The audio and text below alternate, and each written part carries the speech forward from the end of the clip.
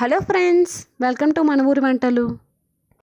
మీరు ఇప్పటివరకు మన ఛానల్ని సబ్స్క్రైబ్ చేసుకోకపోతే సబ్స్క్రైబ్ చేసుకుని పక్కనే ఉన్న బెల్ ఐకాన్ని క్లిక్ చేయటం మాత్రం మర్చిపోకండి.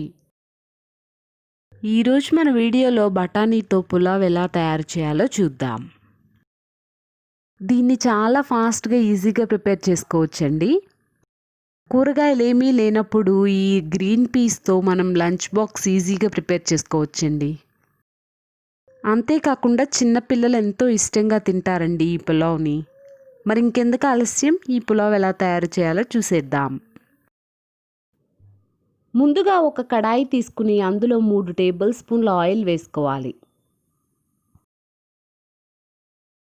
ఆయిల్ వేడయ్యాక ఇందులోకి బిర్యానీ దినుసులు, సన్నగా కట్ చేసిన ఉల్లిపాయ, పచ్చిమిర్చి వేసుకుని కొద్దిసేపు ఫ్రై చేసుకోవాలి.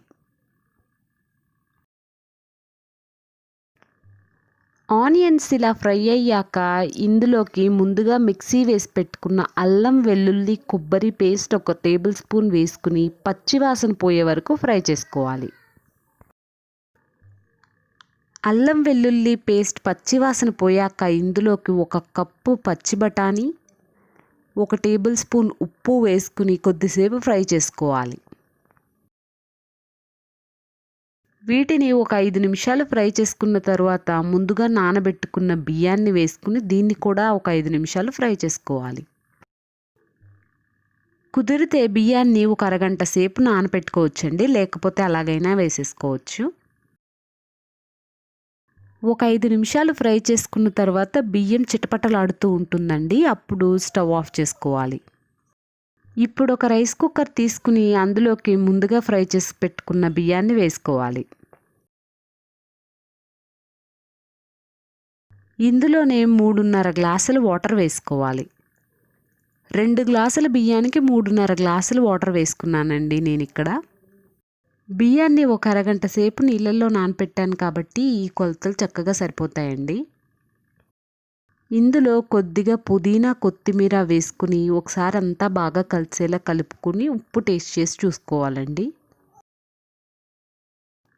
ఉప్పు సరిపోకపోతే కొద్దిగా ఉప్పు యాడ్ చేసుకుని చివరిగా 1 టేబుల్ స్పూన్ నెయ్యి వేసుకుని మూత పెట్టుకోవాలి.